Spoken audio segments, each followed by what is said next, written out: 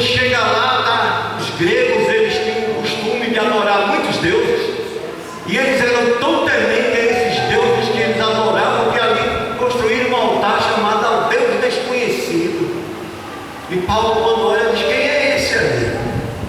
Aí diz: não, de repente vai ter uma cultura por aí que tem um Deus e a gente não cultua, e esse Deus fica com raiva e vai nos castigar, e a gente volta aqui na homenagem a qualquer Deus que a gente não conhece.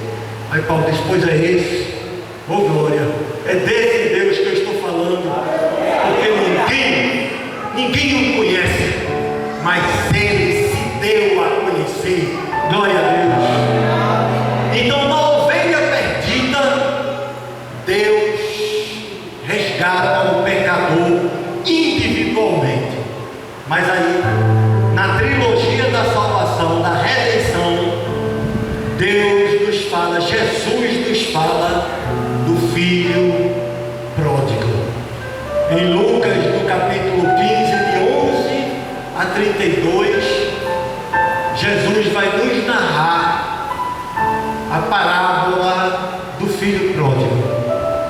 Um homem, um fazendeiro, abastado, tinha lá os seus 2 filhos, e um chega para o pai e diz: pai, me dá aí a minha herança, eu tenho direito à minha herança, vou esperar que o senhor morra, me dê minha herança que eu quero viver a minha vida. E o pai sabia que aquilo não era o melhor para o filho, mas o pai dele, gente, é muito imperioso, é deveras imperioso que nós tenhamos cuidado com o que oramos a Deus. O apóstolo estava nos dizendo agora que às vezes nós não sabemos orar, e é o Espírito de Deus que vem nos socorrer na hora da oração. Oh glória, porque nós não sabemos como orar, e às vezes estamos pedindo algo que nos será prejudicial na vida. E temos um livre-arbítrio, né? A gente toca em Jesus e de Jesus sai poder até para fazer aquilo que não é o melhor para nós, porque nós insistimos como filhos rebeldes. É preciso dizer: Senhor, faça-se a tua vontade, glória a Deus, porque foi assim que Jesus nos ensinou. Às vezes nós caímos em tentação justamente porque não nos detemos neste detalhe. O filho pródigo, ele sai da presença do pai. A palavra pródigo quer dizer irresponsável, gastador, incoerente. E aí ele sai e começa a esbanjar. A gente sabe que a Bíblia fala sobre esbanjar, a ostentação. Mas dinheiro não dá em árvores, meus irmãos. Dinheiro não brota como grama. Se você não multiplicar, ele acaba. E do filho pródigo acabou. E a palavra de Deus nos diz que o filho pródigo começou a viver num lugar onde estava tendo uma grande crise, de sorte que ele foi servir nos chiqueiros. Eu fico imaginando, meus irmãos, um judeu, ele não pode nem comer carne de porco. Imagine o filho pródigo como judeu, na pocilga, servindo aos porcos e tendo desejo de comer a comida dos porcos, tal era a sua fome. Que degradação! E aqui eu vou dar um testemunho muito rápido da nossa história. O pastor já está quase no tempo, muito rápido. Eu passei por isso, meus irmãos, um dia em minha vida, quando eu me desviei dos caminhos do Senhor. Satanás tiranteou a igreja que nós fazíamos parte, e ali o conflito foi muito grande, e eu me vi como este filho pródigo, distante dos caminhos do Senhor. Deus, Ele tem um propósito em cada situação da nossa vida, e só hoje eu tenho entendido, nos dias atuais, quais foram os propósitos de tudo o que eu passei durante a minha existência. Ali nós nos desviamos da glória de Deus, porque a soberba, ela se manifesta na nossa vida de forma tão sutil, que muitas vezes nós não percebemos. Eu vejo muitos cristãos dizendo: a Bíblia diz, resisti ao diabo e ele fugirá de vós. Que mentira! A Bíblia não diz isso. A palavra de Deus nos diz: sujeitai-vos a Deus, resisti ao diabo e ele fugirá de vós. Não tente resistir ao diabo se você não estiver absolutamente sujeito nas mãos de Deus. Aleluia! Lá no livro de Atos dos Apóstolos nós vamos ver o que isso aconteceu. Olha, a Paulo eu conheço, a Paulo também, mas tu, quem sois? Quem és? E a gente sabe como terminou a experiência lá. Satanás, ele é sutil. Satanás, ele é capaz de trazer ao seu coração todos os sentimentos que você imagina que jamais seria capaz de vivenciar.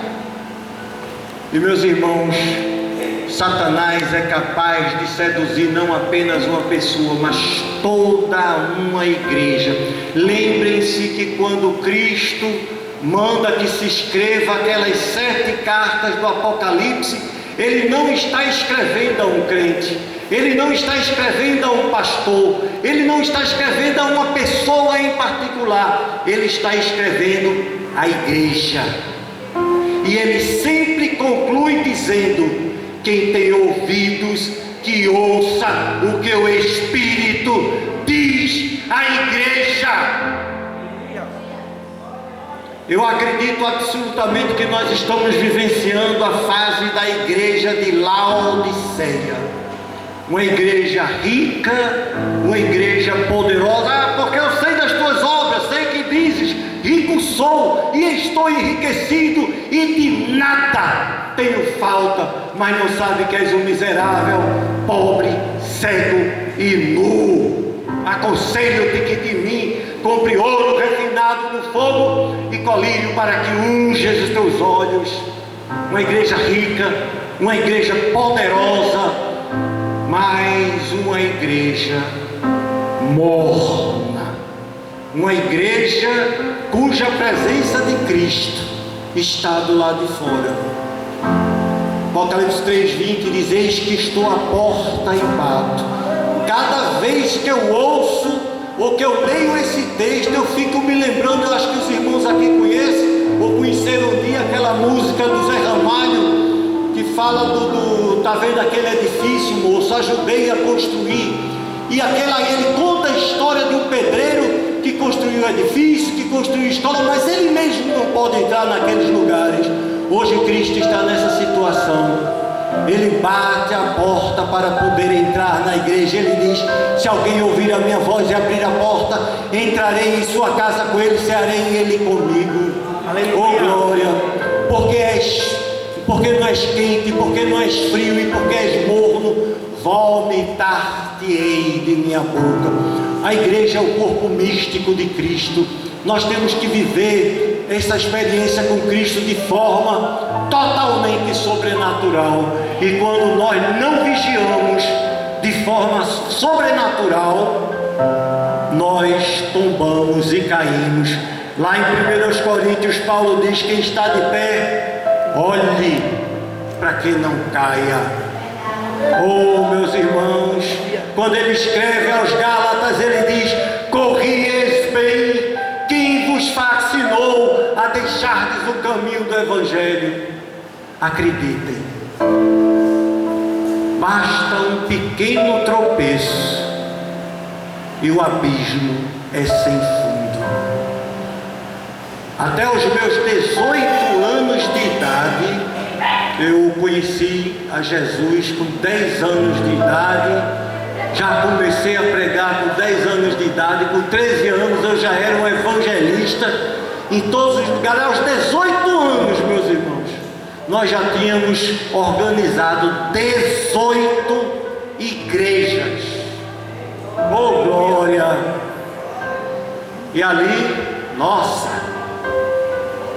vivi no meio de índios, morei anos no meio dos índios, passei fome com índios, comi comida de índios, anunciando o Evangelho de Cristo, ganhando almas, na Caatinga, no sertão, onde Deus soprava, lá estava eu, anunciando o Evangelho. E nós pensamos que nunca tropeçaríamos. Ninguém se ufane, quem está de pé, olhe para que não caia. Satanás cirandeou a nossa vida, cirandeou uma igreja inteira, que cometeu ali uma grande injustiça, e nós nos desviamos do Evangelho de Cristo. A igreja também padeceu muito, mas em uma noite, em apenas uma única noite, todos os anos que eu tinha vivido no Evangelho desapareceram completamente da minha existência. Satanás me provocou o ódio contra a igreja de Cristo. Satanás me despertou o ódio contra a própria pessoa do Senhor Jesus. Um dia eu era servo do Senhor, no outro dia eu era escravo de Satanás. Oh Deus, misericórdia! Eu criei tanto ódio no meu coração, meus irmãos, que eu comecei a entrar pelo mundo acadêmico, estudando, e eu fazia seminários nas universidades, chamado de Seminário Bíblico Defensivo. O que é um Seminário Bíblico Defensivo? Onde eu ia ensinar aos meus colegas, professores, doutores, a ensinar aos seus alunos como usar a Bíblia contra a Igreja de Cristo, contra os crentes. Era chamado Seminário Bíblico Defensivo e era assim. Não faltava gente, não faltavam doutores, não faltavam mestres, não faltavam universitários, não faltavam políticos. E ali eu fui crescendo dentro do reino de Satanás. E eu não me tornei um babalorixá, eu me tornei um tatalorixá. Numa comparação à igreja de Roma, um tatalorixá seria mais ou menos um cardeal primaz. Presidente da República me procurava, governador, senador, deputados estaduais, federais, pessoas, empresários de todos os níveis. Misericórdia, usineiro aqui em Pernambuco nem se fala. Todas as pessoas queriam o conselho do Tata Érico de Choroquê. Não havia espaço para Deus na minha vida. Em todos os programas de televisão que eu ia, eu destilava todo o meu ódio contra Jesus e contra a igreja do Senhor. Não havia espaço. Eu dizia em todos os lugares: se eu tenho que ir para o céu crendo neste Deus que assassinou, e a palavra era essa, assassinou seu filho, eu prefiro a eternidade no inferno a 5 minutos com esse Deus. Meu desprezo era grande. Tem vídeos na internet de eu perseguindo a igreja de Cristo, e graças a Deus, viu, pastor João, ali eram crentes de verdade, porque eu parti para cima de mais de 200 crentes, esculhambando com os crentes, batendo nos crentes. Não tiraram um trisco de mim, um fio de cabelo. E na época eu tinha cabelo, não tiravam um fio de cabelo de mim. E as igrejas, eu perseguia as igrejas e perseguia qualquer culto de evangelismo. Tal era a minha fúria, eu estava ensandecido. Mas eu estava ensandecido, meus irmãos, porque eu me odiava da hora que eu acordava à hora que eu ia dormir. Todos os dias, desde o dia que eu pisei na igreja pela última vez, eu nunca consegui dormir se não fosse na base dos barbitúricos, da maconha, da cocaína, do uísque, da cachaça, do chá de cogumelo, de tudo que os irmãos possam imaginar. E cada vez que eu ia entrar num sacrifício, eu olhava no espelho e eu chamava a Deus e dizia: por que você, Deus, me permitiu numa desgraça dessa? Me mate para eu não entrar neste momento. Mas Deus não me matava. E quando eu saía, eu dizia: me mate porque eu fiz, mas Deus não me matava. E eu, quanto mais eu detestava, mais eu não me suportava. Talvez por isso, minha irmã, que o hino diz: quem já pisou no Santo dos Santos, ou glória, em outro lugar não pode estar. Até que aprove a Deus dizer basta. Até que aprove a Deus dizer chegou a sua hora. Meus irmãos, quem está falando aqui hoje, este homem que está falando aqui hoje, acreditem em nome de Deus, jamais, jamais, jamais voltaria a falar no nome de Jesus, se não fosse o milagre do Senhor. Amém. Aleluia. Se não fosse o próprio Espírito de Deus a me resgatar.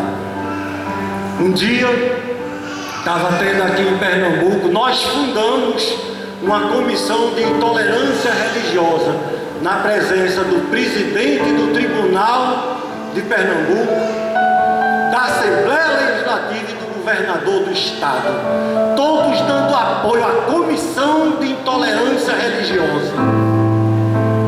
E um dia, as pessoas costumam dizer que a sexta-feira 13 é a sexta-feira, é o dia do azar, né? Oh, glória a Deus, eu nunca tive tanta sorte na minha vida como naquela sexta-feira 13, meus irmãos. Aleluia. Oh, glória. Ali, aquele hino que diz: o dia em que aceitei Jesus, né? Sinceramente foi a melhor coisa que eu já fiz, realmente. Aleluia. Estávamos ali nos preparando para um grande sacrifício, porque um pai de santo, como é vulgarmente conhecido, Babalorixá ou Ialorixá, mãe de santo, eles matam um boi uma vez por ano, quando o terreiro tem um chamado fundamento para isso. Nós matávamos 3, 4 por mês. Cada boi são cobertos por 4 bodes, cada bode 4 galos, cada galo 4 guiné, cada guiné um preá. Então é um sacrifício gigante. Não tinha mais onde eu guardasse carne lá em casa, era distribuindo o tempo todo. E eu estou sendo o mais breve que eu posso, pastor. E nós íamos fazer um sacrifício de um boi naquela sexta-feira contra algumas pessoas, inclusive cristãs, que precisavam ser destruídas porque estavam incomodando o povo de terreiro. Mas aí eu tinha que fazer um discurso na Assembleia Legislativa. O sacrifício seria de noite e o discurso teria sido de manhã, e foi de manhã. E ali nós estávamos com a comissão contra a intolerância religiosa. Eu tenho esse discurso na internet. E ali, que as pessoas dizem que Deus muda as pessoas do dia para a noite. É não, meu irmão. É do dia para o dia, é instantâneo. Oh, glória. Aleluia.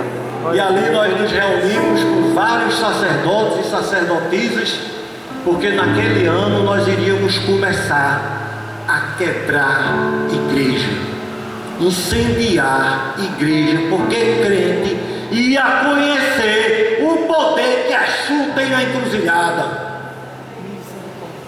A fúria era muito grande, era para quebrar mesmo, e era garantido pelas autoridades. Depois não dá nada não, mas a autoridade maior está nos céus. Glória a Deus.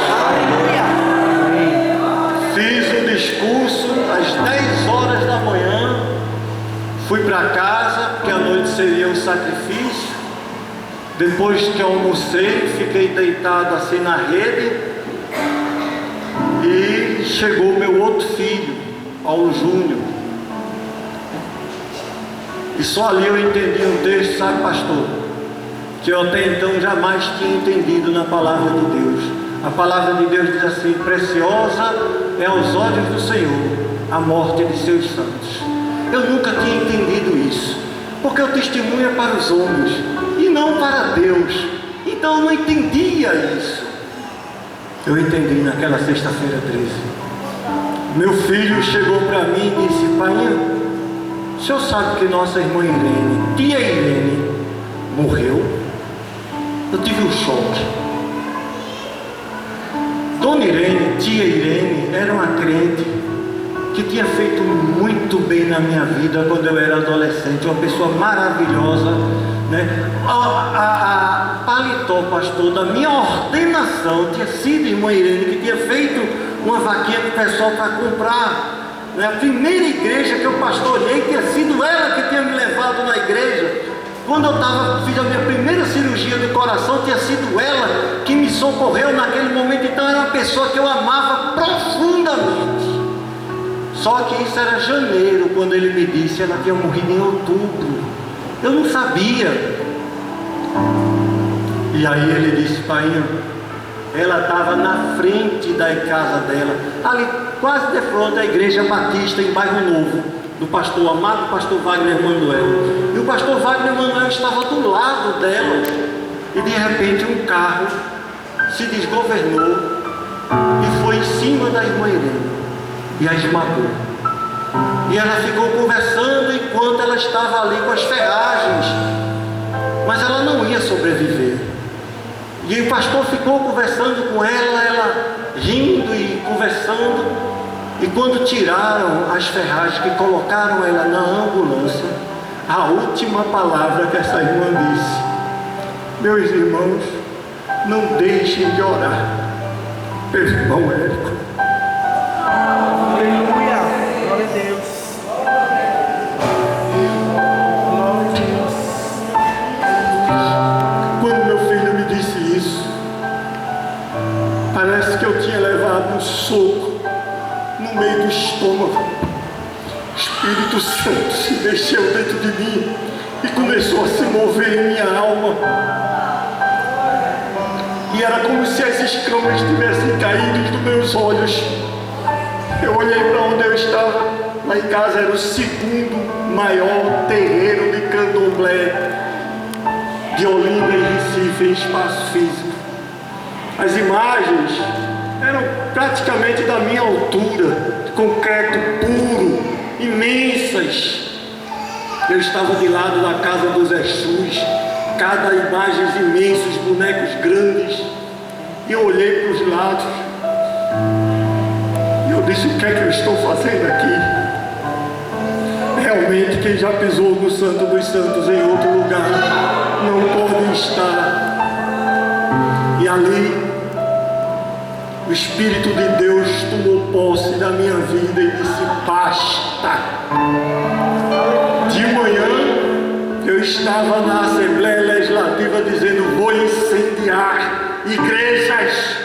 De tarde o Espírito Santo disse: você é minha igreja. Oh, glória, oh, glória. Não existia mais boi para derrubar, não existia mais sacrifício para fazer. Eu olhei para o Eduardo e disse: Eduardo, cadê sexta-feira? Sexta-feira era uma marreta que nós tínhamos gigante, que as pessoas só trabalhavam lá com ela na sexta-feira para poder descansar o final de semana.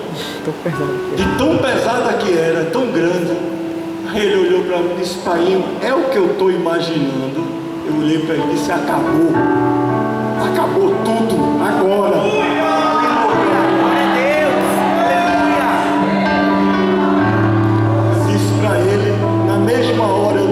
você quer receber Jesus como seu Salvador?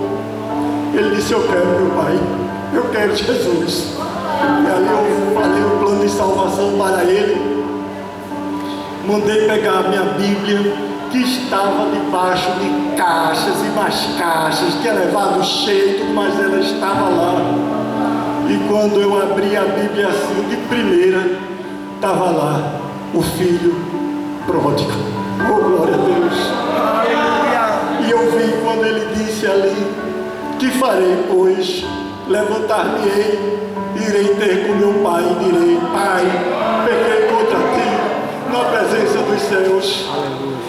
Aleluia. Meus irmãos, eu não sei o que você tem feito na sua vida, eu não sei como você está tendo sua comunhão com Deus, eu não sei se você está distante do Senhor, eu não sei qual é a sua relação com Deus, mas eu sei que Deus sabe. Eu sei que Deus sabe. E eu quero lhe dizer esta noite: nunca é tarde. Existem portas abertas. Eu era um caso perdido. Eu era um caso perdido. Mas é aquela ovelha que Jesus foi lá buscar. Nós igreja, temos que ser acolhedores. Precisamos sim amparar aqueles que caem. Quem está de pé, olhe para quem não caia.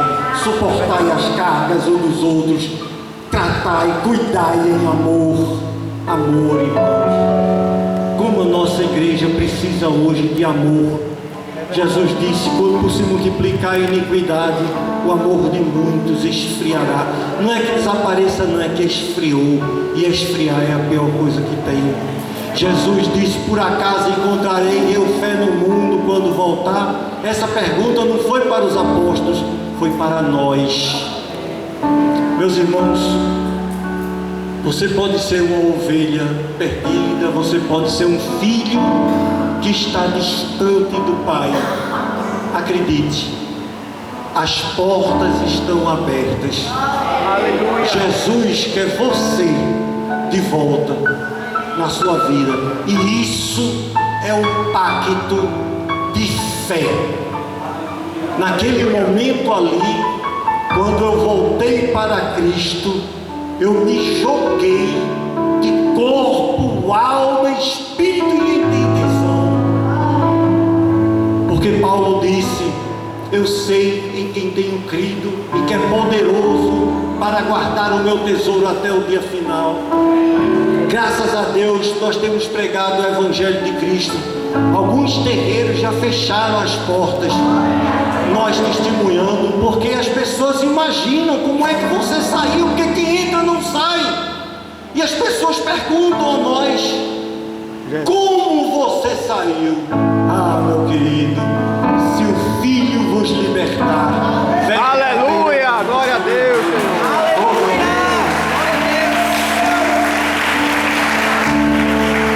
Liberte-se das suas amarras. Jesus quer lhe renovar. Jesus quer derramar a porção dobrada do seu espírito. Jesus quer lhe ungir. Eu não poderia estar nunca no púlpito aqui, meus irmãos. De 2010 para 2015 foram 10 infartos, 6 derrames cerebral. Mas Deus disse: eu quero você na minha obra. Glória a Deus. Deus quer operar um milagre em tua vida. Deus quer operar uma nova obra em tua vida. Deus quer entregar Maranguape nas mãos dessa igreja. Aqui existe um homem de Deus, pastor João. Ele está aqui anunciando a obra de Deus. O propósito desse homem é levar o Evangelho, e as trevas estão incomodadas com isso. Aleluia. Nós temos que nos somar enquanto igreja. Aqui ninguém detém, porque é obra santa. Aleluia. Glória a E Deus. quem estiver à frente, Deus irá redimir para trazer para o nosso lado, operando maravilhas, operando glórias. Eu quero ver padres convertidos, eu quero ver pai de santo convertido, mãe de santo, eu quero ver ateu, eu quero ver mendigo, eu quero ver traficante, eu quero ver assaltante.